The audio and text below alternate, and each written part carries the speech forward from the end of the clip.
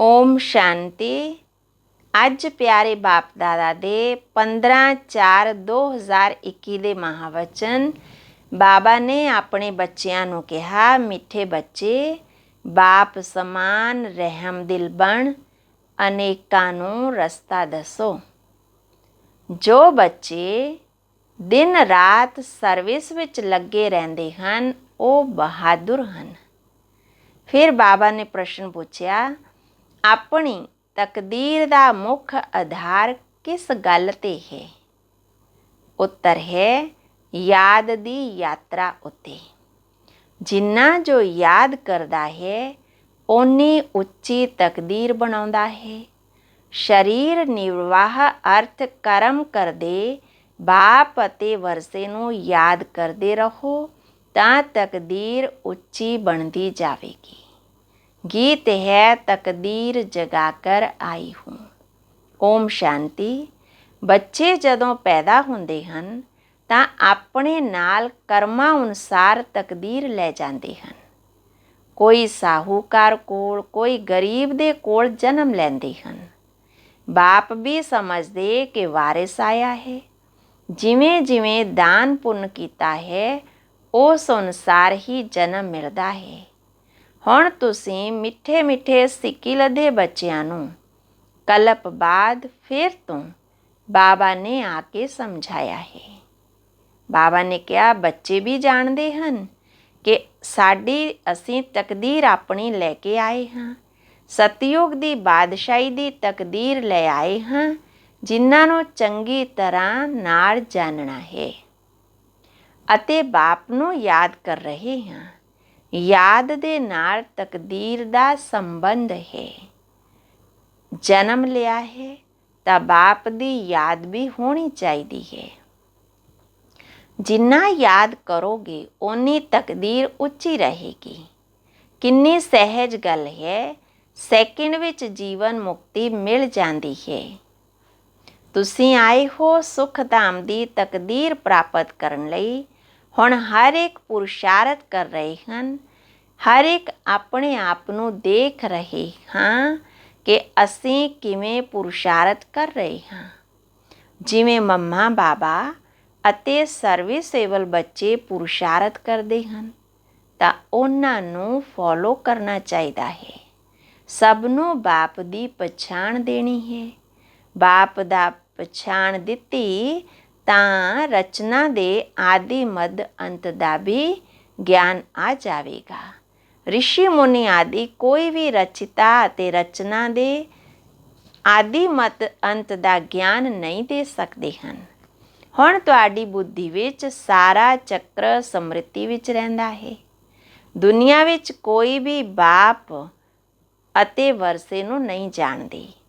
ਤੁਸੀਂ ਬੱਚੇ ਹੁਣ ਬਾਪ ਨੂੰ ਅਤੇ ਆਪਣੀ ਤਕਦੀਰ ਨੂੰ ਜਾਣਦੇ ਹੋ। ਹੁਣ ਬਾਪ ਨੂੰ ਯਾਦ ਕਰਨਾ ਹੈ। ਸਰੀਰ ਨਿਰਵਾਹ ਅਰਥ ਕਰਮ ਵੀ ਕਰਨਾ ਹੈ। ਘਰ-ਬਾਰ ਵੀ ਸੰਭਾਲਣਾ ਹੈ। ਕੋਈ ਨਿਰਬੰਧਨ ਹਨ ਤਾਂ ਉਹ ਬਹੁਤ ਅੱਛੀ ਸਰਵਿਸ ਕਰ ਸਕਦੇ ਹਨ। ਬਾਲ ਬੱਚੇ ਕੋਈ ਨਹੀਂ ਤਾਂ ਉਹਨਾਂ ਨੂੰ ਸਰਵਿਸ ਕਰਨ ਦਾ ਬਹੁਤ ਵਧੀਆ ਚਾਂਸ ਹੈ। ਇਸਤਰੀ ਨੂੰ ਪਤੀ ਅਤੇ ਬੱਚਿਆਂ ਦਾ ਬੰਧਨ ਹੁੰਦਾ ਹੈ। ਅਗਰ ਬੱਚੇ ਨਹੀਂ ਤਾਂ ਬੰਧਨ ਮੁਕਤ ਠਹਿਰੇ ਨਾ। ਬਾਬਾ ਕਹਿੰਦੇ ਉਹ ਤਾਂ ਬਹੁਤ ਸੇਵਾ ਕਰ ਸਕਦੇ ਆ ਕਿ ਬੱਚਿਆਂ ਦਾ ਕੋਈ ਬੰਧਨ ਆਦਿ ਨਹੀਂ ਹੁੰਦਾ। ਉਹ ਜਿਵੇਂ ਵਾਨਪ੍ਰਸਥੀ ਹੋ ਗਏ। ਫਿਰ ਮੁਕਤੀ ਧਾਮ ਵਿੱਚ ਜਾਣ ਦੇ ਲਈ ਸੰਗ ਚਾਹੀਦਾ ਹੈ। ਭਗਤੀ ਮਾਰਗ ਵਿੱਚ ਤਾਂ ਸੰਗ ਮਿਲਦਾ ਹੈ ਸਾਧੂਆਂ ਆਦਿ ਦਾ, ਨਰਵਰਤੀ ਮਾਰਗ ਵਾਲਿਆਂ ਦਾ। ਉਹ ਨਰਵਰਤੀ ਮਾਰਗ ਵਾਲੇ ਪਰਵਰਤੀ ਮਾਰਗ ਦਾ ਵਰਸਾ ਦਿਲਾ ਨਾ ਸਕਣ। ਤੁਸੀਂ ਬੱਚੇ ਹੀ ਦਵਾ ਸਕਦੇ ਹੋ। ਤੁਹਾਨੂੰ ਬਾਬਾ ਨੇ ਰਸਤਾ ਦੱਸਿਆ ਹੈ। ਮੰਮਾ ਬਾਬਾ ਨੂੰ ਫੋਲੋ ਕਰੋ। ਉਹ ਰਾਜਧਾਨੀ ਲੈ ਲਵੋ, ਉਹਨਾਂ ਦੀ ਰਾਜਧਾਨੀ ਲੈ ਲਵੋ। ਜੋ ਚੰਗੀ ਸਰਵਿਸ ਕਰਨਗੇ ਉਹ ਅੱਛੇ ਮਹਾਰਾਜਾ ਦੇ ਘਰ ਜਨਮ ਲੈਣਗੇ। ਉੱਥੇ ਤਾਂ ਹੈ ਹੀ ਮਹਾਰਾਜਾ ਮਹਾਰਾਣੀ। ਉਸ ਸਮੇਂ ਕੋਈ ਰਾਜਾ ਰਾਣੀ ਦਾ ਟਾਈਟਲ ਨਹੀਂ ਹੁੰਦਾ। ਉਹ ਬਾਅਦ ਵਿੱਚ ਸ਼ੁਰੂ ਹੁੰਦਾ ਹੈ। ਦੁਆਪਰ ਤੋਂ ਜਦੋਂ ਪਤਿਤ ਬਣੇ ਹੋ ਤਾਂ ਉਹਨਾਂ ਵਿੱਚ ਵੱਡੀ ਪ੍ਰਾਪਰਟੀ ਵਾਲੇ ਨੂੰ ਰਾਜਾ ਕਿਹਾ ਜਾਂਦਾ ਹੈ। ਫਿਰ ਰਾਜਾ ਦਾ ਲਕਬ ਘੱਟ ਹੋ ਜਾਂਦਾ ਹੈ, ਪ੍ਰਾਯਲੋਪ ਹੋ ਜਾਂਦਾ ਹੈ। ਫਿਰ ਜਦੋਂ ਭਗਤੀ ਮਾਰਗ ਹੁੰਦਾ ਹੈ ਤਾਂ ਗਰੀਬ ਸਾਹੂਕਾਰ ਵਿੱਚ ਫਰਕ ਤਾਂ ਰਹਿੰਦਾ ਹੈ ਨਾ। ਹੁਣ ਤੁਸੀਂ ਬੱਚੇ ਸ਼ਿਵ ਬਾਬਾ ਨੂੰ ਯਾਦ ਕਰਦੇ ਹੋ, ਉਹਨਾਂ ਤੋਂ ਵਰਸਾ ਲੈ ਰਹੇ ਹੋ। ਹੋਰ ਸਤਸੰਗਾਂ ਵਿੱਚ ਮਨੁੱਖ ਬੈਠ ਕਥਾ ਸੁਣਾਉਂਦੇ ਮਨੁੱਖ ਨੂੰ ਭਗਤੀ ਸਿਖਾਉਂਦੇ ਹਨ। ਉਹ ਗਿਆਨ ਦੇ ਕੇ ਸਦਗਤੀ ਨਹੀਂ ਕਰ ਸਕਦੇ। ਵੇਦ ਸ਼ਾਸਤਰ ਆਦਿ ਸਭ ਭਗਤੀ ਮਾਰਗ ਦੇ ਹਨ। ਸਦਗਤੀ ਤਾਂ ਗਿਆਨ ਨਾਲ ਹੁੰਦੀ ਹੈ। ਪੁਨਰ ਜਨਮ ਨੂੰ ਮੰਨਦੇ ਹਨ। ਬਾਬਾ ਕਹਿੰਦੇ ਵਿਚਕਾਰ ਤਾਂ ਕੋਈ ਵੀ ਵਾਪਸ ਜਾ ਨਾ ਸਕੇ। ਅੰਤ ਵਿੱਚ ਬਾਬਾ ਆ ਕੇ ਸਭ ਨੂੰ ਲੈ ਜਾਂਦੇ ਹਨ। ਇੰਨੀਆਂ ਸਾਰੀਆਂ ਆਤਮਾ ਕਿੱਥੇ ਜਾ ਕੇ ਰਹਿਣਗੀਆਂ? ਸਭ ਧਰਮ ਵਾਲਿਆਂ ਦੇ ਸੈਕਸ਼ਨ ਤਾਂ ਅਲੱਗ-ਅਲੱਗ ਹਨ ਨਾ, ਤਾਂ ਇਹ ਵੀ ਸਮਝਣਾ ਹੈ। ਇਹ ਕਿਸੇ ਨੂੰ ਪਤਾ ਨਹੀਂ ਕਿ ਆਤਮਾਵਾਂ ਦਾ ਵੀ ਝਾੜ ਹੈ। ਤੁਸੀਂ ਬੱਚਿਆਂ ਦੀ ਬੁੱਧੀ ਵਿੱਚ ਸਾਰੇ ਝਾੜ ਦਾ ਗਿਆਨ ਰਹਿੰਦਾ ਹੈ। ਆਤਮਾਵਾਂ ਦਾ ਗਿਆਨ ਵੀ ਹੈ, ਜੀਵ ਆਤਮਾਵਾਂ ਦਾ ਗਿਆਨ ਵੀ ਹੈ। ਬੱਚੇ ਜਾਣਦੇ ਹਨ ਕਿ ਅਸੀਂ ਇਹ ਪੁਰਾਣਾ ਸਰੀਰ ਛੱਡ ਕੇ ਘਰ ਜਾ ਰਹੇ ਹਾਂ। ਮੈਂ ਆਤਮਾ ਇਸ ਸਰੀਰ ਤੋਂ ਅਲੱਗ ਹਾਂ। ਇਹ ਸਮਝਣਾ ਮਾਨਾ ਜਿਉਂਦੇ ਜੀ ਮਰਨਾ। ਆਪ ਮੋਏ ਮਰ ਗਈ ਦੁਨੀਆ। माना मर गए, समझो दुनिया खत्म हो गई। मित्र संबंधी आदि सब ਨੂੰ ਛੱਡ ਦਿੱਤਾ। ਪਹਿਲਾਂ ਪੂਰੀ ਸਿੱਖਿਆ ਲੈ ਕੇ ਮਰਤਬੇ ਦੇ ਅਧਿਕਾਰੀ ਬਣ ਕੇ ਫਿਰ ਜਾਣਾ ਹੈ। ਬਾਬਾ ਨੂੰ ਯਾਦ ਕਰਨਾ ਤਾਂ ਬਹੁਤ ਸਹਿਜ ਹੈ। ਬਾਬਾ ਕਹਿ ਰਹੇ ਬੇਸ਼ੱਕ ਕੋਈ ਬਿਮਾਰ ਹੋਵੇ, ਉਸ ਨੂੰ ਵੀ ਕਹਿੰਦੇ ਰਹਿਣਾ ਚਾਹੀਦਾ ਹੈ ਕਿ ਸ਼ਿਵ ਬਾਬਾ ਨੂੰ ਯਾਦ ਕਰੋ ਤਾਂ ਵਿਕਰਮ ਵਿਨਾਸ਼ ਹੋਣਗੇ। ਜੋ ਪੱਕੇ ਯੋਗੀ ਹਨ ਉਹਨਾਂ ਦੇ ਲਈ ਜਲਦੀ ਸਰੀਰ ਛੱਡਣਾ ਵੀ ਅੱਛਾ ਨਹੀਂ ਹੈ। ਕਿਉਂਕਿ ਉਹ ਯੋਗ ਵਿੱਚ ਰਹਿ ਕੇ ਰੂਹਾਨੀ ਸੇਵਾ ਕਰਦੇ ਹਨ। ਮਰ ਜਾਣਗੇ ਤਾਂ ਸੇਵਾ ਕਿਵੇਂ ਕਰ ਸਕਣਗੇ? ਸੇਵਾ ਕਰਨ ਨਾਲ ਆਪਣਾ ਉੱਚਾ ਪਦ ਬਣਾਉਂਦੇ ਰਹੋਗੇ ਅਤੇ ਭਾਈ ਭੈਣਾਂ ਦੀ ਸੇਵਾ ਵੀ ਹੋਵੇਗੀ। ਉਹ ਵੀ ਬਾਬਾ ਤੋਂ ਵਰਸਾ ਪਾ ਲੈਣਗੇ। ਅਸੀਂ ਆਤਮਾ ਭਾਈ ਹਾਂ। ਹਰ ਇੱਕ ਬਾਪ ਦੇ ਬੱਚੇ ਹਾਂ। ਮਾਨਾ ਉਸ ਬਾਪ ਦੇ ਅਸੀਂ ਸਾਰੇ ਬੱਚੇ ਹਾਂ। ਬਾਬਾ ਕਹਿੰਦੇ ਮੈਨੂੰ ਯਾਦ ਕਰੋ ਤਾਂ ਵਿਕਰਮ ਵਿਨਾਸ਼ ਹੋਣਗੇ।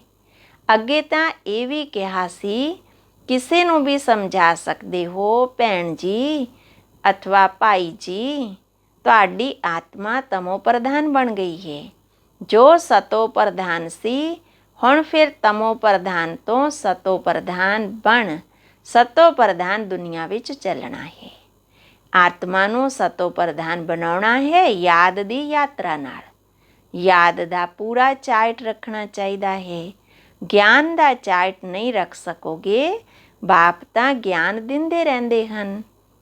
ਜਾਂਚ ਰੱਖਣੀ ਹੈ ਕਿ ਸਾਡੇ ਉੱਤੇ ਜੋ ਵਿਕਰਮਾਂ ਦਾ ਬੋਝਾ ਹੈ ਉਹ ਕਿਵੇਂ ਉਤਰੇ।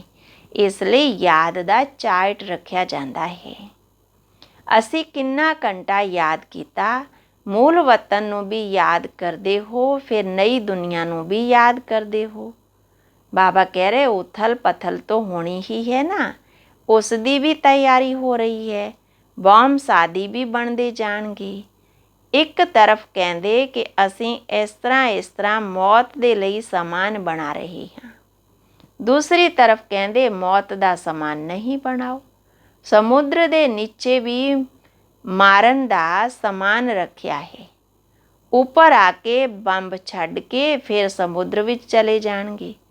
ਇਸ ਤਰ੍ਹਾਂ ਦੀਆਂ ਚੀਜ਼ਾਂ ਬਣਾਉਂਦੇ ਰਹਿੰਦੇ ਹਨ। ਇਹ ਆਪਣੇ ਲਈ ਹੀ ਵਿਨਾਸ਼ ਕਰ ਰਹੇ ਹਨ। ਮੌਤ ਸਾਹਮਣੇ ਖੜਾ ਹੈ। ਬਾਬਾ ਕਹਿ ਰਹੇ ਤੁਸੀਂ ਜਾਣਦੇ ਹੋ ਜੋ ਇੰਨੇ ਵੱਡੇ ਵੱਡੇ ਮਹਿਲ ਬਣਾ ਰਹੇ ਹਨ ਇਹ ਸਾਰਾ ਕੁਝ ਤਾਂ ਮਿੱਟੀ ਵਿੱਚ ਮਿਲ ਜਾਣਾ ਹੈ। किसकी दबी रहेगी धूल में किसकी राजा खाए।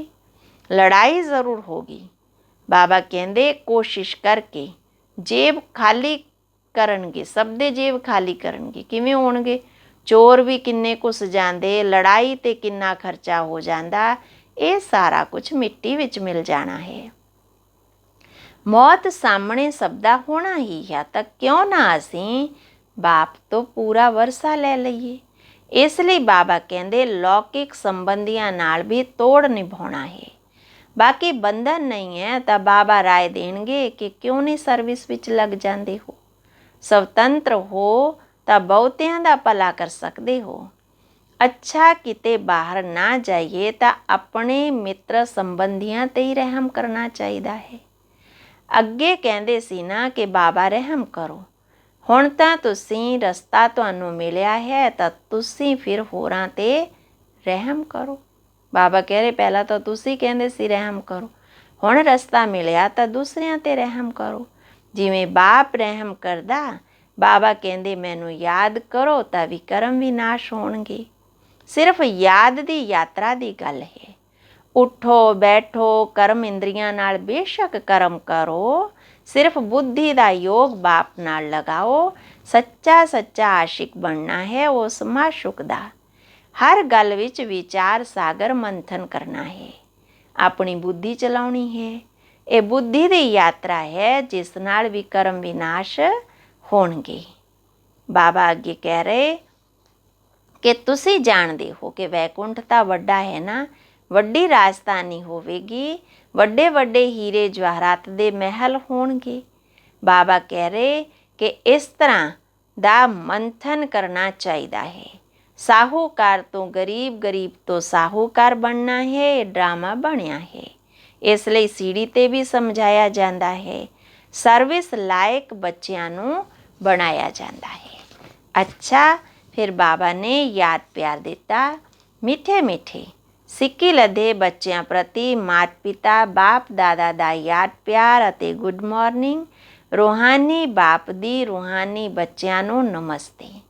ਧਾਰਨਾ ਲਈ ਮੁੱਖ ਸਾਰ ਹੈ। ਪਹਿਲੀ ਪੁਆਇੰਟ, ਬੰਧਨ ਮੁਕਤ ਬਣ ਬਾਪ ਦੀ ਸੇਵਾ ਵਿੱਚ ਲੱਗ ਜਾਣਾ ਹੈ, ਤਾਂ ਹੀ ਉੱਚੀ ਤਕਦੀਰ ਬਣੇਗੀ।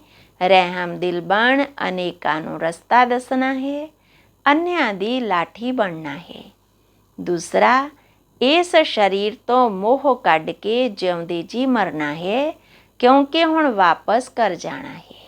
ਬਿਮਾਰੀ ਵਿੱਚ ਵੀ ਇੱਕ ਬਾਬਾ ਦੀ ਯਾਦ ਰਹੇ ਤਾਂ ਵਿਕਰਮ ਵਿਨਾਸ਼ ਹੋ ਜਾਣਗੇ। ਵਰਦਾਨ ਹੈ, ਦੂਸਰੀਆਂ ਆਤਮਾਵਾਂ ਦੀ ਸੇਵਾ ਦੇ ਨਾਲ ਨਾਲ ਖੁਦ ਦੀ ਸੇਵਾ ਵੀ ਕਰਨ ਵਾਲੇ ਸਫਲਤਾ ਮੂਰਤ ਭਵ। ਸੇਵਾ ਵਿੱਚ ਸਫਲਤਾ ਮੂਰਤ ਬਣਨਾ ਹੈ ਤਾਂ ਦੂਜਿਆਂ ਦੀ ਸੇਵਾ ਵੀ ਨਾਲ ਉਹਨਾਂ ਦੀ ਸੇਵਾ ਦੇ ਨਾਲ ਆਪਣੀ ਸਰਵਿਸ ਵੀ ਕਰੋ। ਜਦੋਂ ਕੋਈ ਵੀ ਸਰਵਿਸ 'ਤੇ ਜਾਂਦੇ ਹੋ ਤਾਂ ਇਸ ਤਰ੍ਹਾਂ ਸਮਝੋ ਕਿ ਸਰਵਿਸ ਦੇ ਨਾਲ ਆਪਣੇ ਵੀ ਪੁਰਾਣੇ ਸੰਸਕਾਰਾਂ ਦਾ ਅੰਤਿਮ ਸੰਸਕਾਰ ਕਰਨਾ ਹੈ। ਜਿੰਨਾ ਸੰਸਕਾਰਾਂ ਦਾ ਸੰਸਕਾਰ ਕਰੋਗੇ ਓਨਾ ਹੀ ਸਤਿਕਾਰ ਮਿਲੇਗਾ। ਸਾਰੀਆਂ ਆਤਮਾਵਾਂ ਤੁਹਾਡੇ ਅੱਗੇ ਮਨ ਤੋਂ ਨਮਸਕਾਰ ਕਰਨਗੀਆਂ, ਪਰੰਤੂ ਬਾਹਰ ਤੋਂ ਨਮਸਕਾਰ ਕਰਨ ਵਾਲੇ ਨਹੀਂ ਬਣਾਉਣਾ, ਮਾਨਸਿਕ ਨਮਸਕਾਰ ਕਰਨ ਵਾਲੇ ਬਣਾਉਣਾ।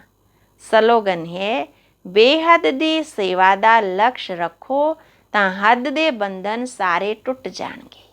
ਅੱਛਾ, ਓਮ ਸ਼ਾਂਤੀ।